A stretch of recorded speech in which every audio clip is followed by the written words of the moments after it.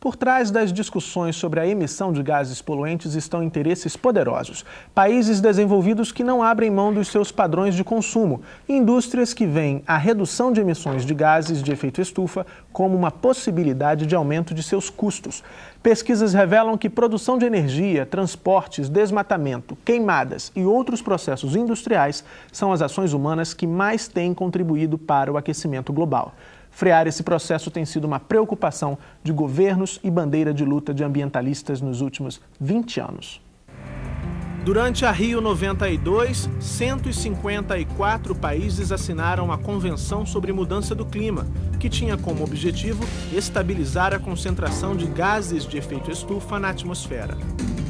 A convenção estabelecia que os países signatários reduzissem no ano 2000 suas emissões de gases aos mesmos níveis praticados em 1990. A meta, não alcançada, foi prorrogada em acordos posteriores, mas a mobilização internacional em relação aos efeitos danosos ocasionados pelo aumento das emissões de gases causadores do efeito estufa não foi em vão. 5 anos mais tarde, em 1997, na Convenção do Clima realizada no Japão, foi aprovado o Protocolo de Kyoto. Desta vez, os países desenvolvidos eram o foco. Deviam se comprometer a diminuir em 5,2% a emissão de gases de efeito estufa em relação ao ano de 1990, durante o período de 2008 e 2012. Em vigor desde 2005, o Protocolo de Kyoto tem enfrentado barreiras como a não adesão dos Estados Unidos, o principal emissor de gases intensificadores do efeito estufa. O Protocolo de Kyoto possibilitou que países em desenvolvimento, como o Brasil, utilizem o Mecanismo de Desenvolvimento Limpo, o MDL, para que as metas de redução de emissão de gases sejam atingidas. Atualmente, o Brasil tem vantagens significativas no campo do setor energético, por valorizar fontes renováveis de energia que são menos poluentes. Além disso, o país também apresenta um alto potencial para a produção do biodiesel, já apontado como um dos combustíveis do futuro, bem como para o aproveitamento de gás de aterro e do álcool. Ao lado da China e da Índia, o Brasil aparece como um dos líderes mundiais na possibilidade de abrigar projetos dentro do Mecanismo de Desenvolvimento Limpo.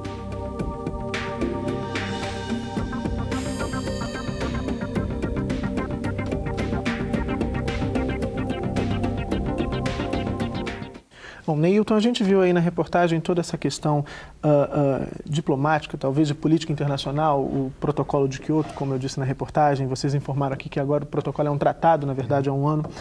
E uma das ideias que surgiram nessa época do protocolo de Kyoto, nessa reunião, enfim, tem a ver com uma pergunta que nós recebemos por e-mail da Rose Irene Correia, que é orientadora de aprendizagem do Teleposto de Paraíba do Sul. Obrigado, Rose.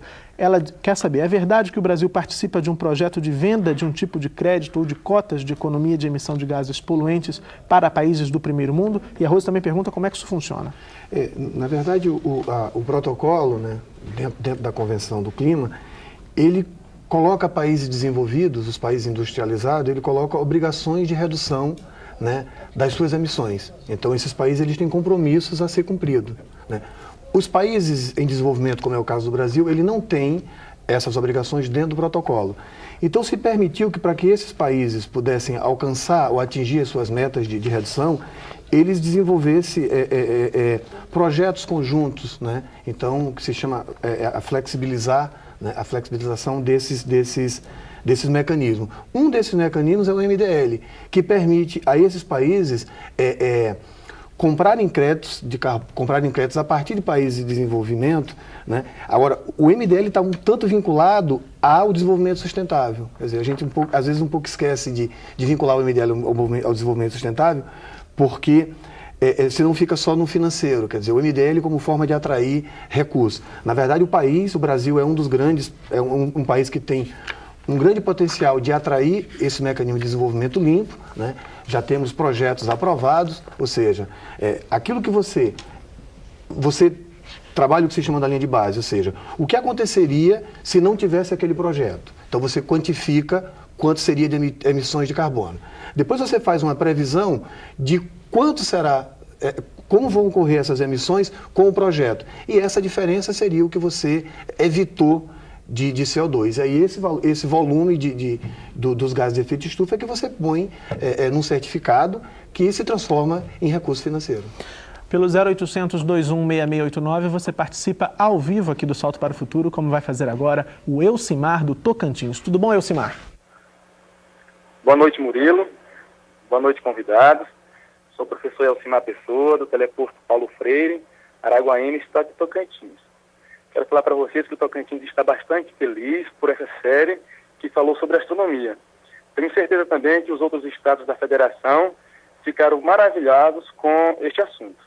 A pergunta de hoje é a seguinte: até que ponto a astronomia tem influenciado na história social, política e econômica do nosso país e quais os benefícios que esta tem trazido para o planeta a fim de melhorar a qualidade de vida do ser humano? Muito obrigado e boa noite. Obrigado, Elcimar. A gente também está muito feliz que vocês todos tenham gostado dessa série. Então, Paulo, você já dizia um pouquinho como, por exemplo, a tecnologia espacial pode contribuir especificamente na área das mudanças climáticas, né? Como é que você pode responder ao Elcimar?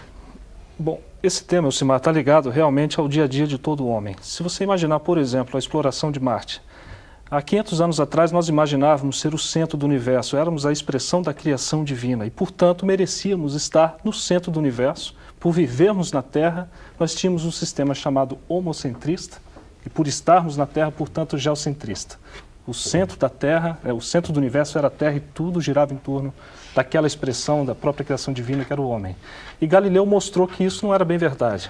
Nós tínhamos, na verdade, fases de Vênus, do planeta Vênus, e também víamos luas girando em torno de outros planetas, como Júpiter.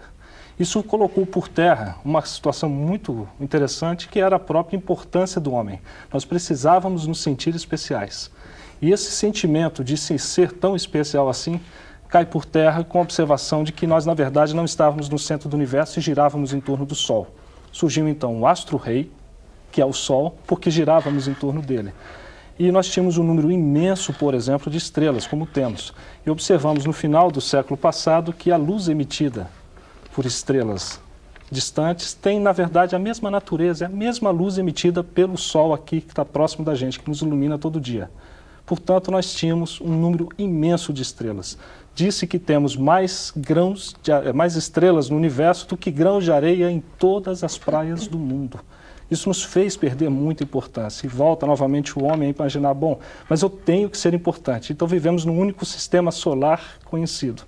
Um planeta girando, uma série de planetas girando em torno de sóis. Eu tenho sóis para todo lado, mas só tenho um sistema solar. Isso caiu por terra em 1989, quando nós observamos um outro sistema solar distante, a presença de outros planetas, e isso fez com que o homem perdesse importância novamente. Então, perdemos importância, quer dizer, existem outros sistemas solares por aí, mas eu preciso me sentir importante. Então, vivemos num único planeta com vida, e com vida inteligente.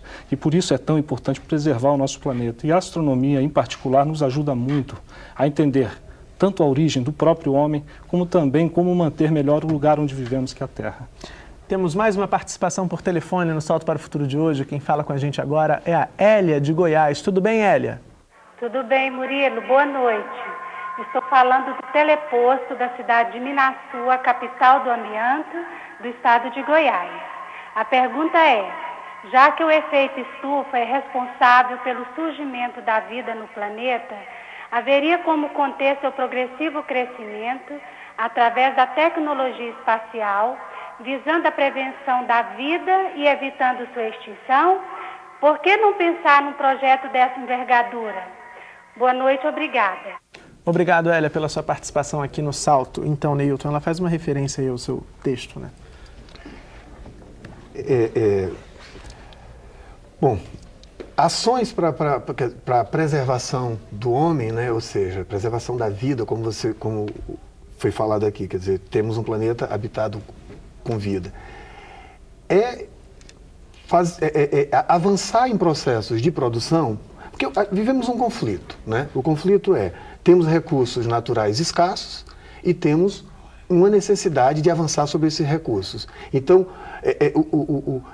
o espaço temporal, né? Ou seja, que esses recursos se regeneram não é na mesma velocidade que o homem avança. Que não é apenas uma questão ambiental, mas é política econômica política também. Econômica, exatamente. Então, é desse equacionamento, quer dizer, especificamente para o efeito estufa, que o efeito estufa é um fenômeno natural, sem ele, como a professora falou, não haveria vida na Terra, né? A tese é que a intensificação desse efeito, através de maiores volumes de emissões de gases, é que tem ocasionado um aumento na temperatura da superfície terrestre. Como frear isso, né?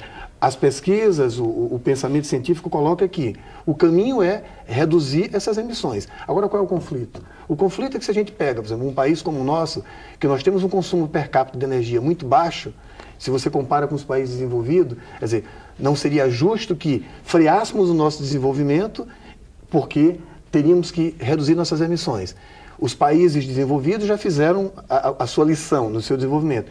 Então, esse é o conflito. É como equacionar os interesses de promover um desenvolvimento sustentável na Terra, né, de forma que essas emissões se reduzam. Um caminho, que é um pensamento que é muito forte, é via, né, a vertente científica tecnológica. A tecnologia sempre foi prometida como sendo a possibilidade de tudo, né? Via tecnologia eu reduzo esses efeitos. Quer dizer, um caminho é esse, mas prioritariamente hoje o que se coloca na pauta é rever esse modelo de desenvolvimento que é pautado no chamado consumo, que se chama consumo perdulário, aquele consumo que faz a liturgia do desperdício. Quer dizer, você vê algumas tecnologias hoje que o tempo de vida de um determinado produto, um produto tem mais valor quando o seu tempo de vida é menor, porque aí ele tem valor de mercado. Então, o problema é esse, é equacionar esses interesses do homem e essa forma de desenvolvimento. Certo. Clarissa, nós recebemos aqui um e-mail enviado pela Lindalva, pela Maria Luci e pela Aparecida, que são cursistas do NTE da TV Escola de Anápolis. Obrigado pela participação. E elas perguntam quais as consequências do efeito estufa na biodiversidade a médio prazo. Bom, Murilo, eu acredito que a gente já vem sentindo, de certa forma, alguns efeitos do efeito estufa. Eu gostaria de entrar mais para o lado de algumas soluções palpáveis que nós poderíamos estar pensando na escola. Eu entro muito pelo lado da educação, então eu colocaria que a ideia seria estar desenhando um projeto sustentável de acordo com o fluxo de energias. E aí, fluxos de energia seria a luz, o vento, a chuva, o sol, são as energias renováveis. E como é que uma escola poderia estar contribuindo, se projetando, antevendo questões a médio prazo do efeito estufa? Então, por exemplo, quando a gente fala na questão das mudanças climáticas, a gente precisa estar pensando em reduzir o desmatamento. Hoje sou gestora do projeto Sombra da Mata e relacionado a isso a gente não faz uso de tijolos nas construções. A gente propõe uma construção mais ecológica usando recursos da região. Então a gente faz uso do barro, faz uso do bambu que tem na região. Por que não usar o tijolo? Porque o tijolo, no caso do projeto, o projeto fica no Distrito Federal. Para ser produzido esse tijolo, muito cerrado foi desmatado e queimado. Então, é uma iniciativa localizada? Mas é o que a Eco 92 preconizou, pensar global e agir local. Nós recebemos aqui, Paulo, um e-mail da Sônia Pelizari, ela é orientadora de aprendizagem do teleposto do Colégio Estadual Alair Sena da Conceição, em Figueirópolis, Tocantins. Ela diz, nas últimas décadas é fato real que o meio ambiente encontra-se em avançado processo de devastação, interferindo muito nas mudanças climáticas. E aí a Sônia quer saber se as medidas tomadas tanto pelo Brasil como pelos outros países conseguirão reverter esse quadro tão preocupante. Sônia, é preciso fazer muito ainda. Muito foi feito dentro da Convenção Quadro do Clima. Há um esforço muito grande dos países em respeitar os próprios mecanismos de mercado de créditos de carbono, que na verdade forçam tanto o setor produtivo, indústrias, e formam também a sociedade, os governos, a tomarem decisões que realmente diminuam as suas emissões. Mas o efeito por exemplo, de um gás emitido hoje, ele se preserva por muito tempo ainda na atmosfera. Então a inércia do clima é muito grande. O que se deve esperar é ainda um crescimento do efeito, quer dizer, das consequências do crescimento da concentração de gases de efeito estufa na atmosfera. Portanto, o que nós devemos esperar, Sônia, é que realmente esses problemas se intensifiquem ainda por um bom tempo. O quanto vai se intensificar ainda, a ciência não sabe dizer. É preciso esperar e pesquisar muito ainda. De fato, o problema deve se intensificar ainda mais. Ok. Neilton, nós recebemos também um e-mail das cursistas do teleposto de Minuaçu, no estado de Goiás. Obrigado pela participação, Elisânia, Lívia, Sandra e Maria das Graças. Elas dizem que sabem que o Fórum Brasileiro de Mudanças Climáticas teve como objetivo conscientizar e mobilizar a sociedade para a discussão e a tomada de decisão relacionada aos problemas das emissões por atividades humanas de gases que intensificam o efeito estufa. E elas perguntam quais foram as decisões tomadas nesse fórum para diminuir atividades que provocam o aumento do efeito estufa. O fórum, na verdade, ele não tem, ele não é deliberativo. O fórum, na verdade, ele tenta, né, ele caminha para aglutinar as forças sociais para que essas forças sociais, essa sociedade representada ali no fórum, possa auxiliar ou venha, inclusive, cobrar dos gestores públicos ações. No campo da mudança climática, o Brasil tem ganho destaque, né? O país tem sido muito bem representado nas convenções. Mas, assim, as decisões que o país leva, ele vai para um outro fórum maior, que é dentro da convenção. Então, não necessariamente as posições que o país tem são as posições vitoriosas, porque, como já foi falado, o problema da mudança climática, ele avança mais do que ser um problema científico. Ele é um problema de política econômica, né? Fazendo um adendo que o Paulo falou há pouco tempo. Veja só, a gente consegue ganhar, né, em eficiência tecnológica, mas, em compensação, você aumenta a produção. Então, tem esses complicadores, né? Você tem ganhos, né? Se você pegar um carro, né, que era feito há 30 anos atrás, ele tinha um conteúdo energético nesse carro muito alto. Um conteúdo energético alto significa uma maior quantidade de emissões por veículo.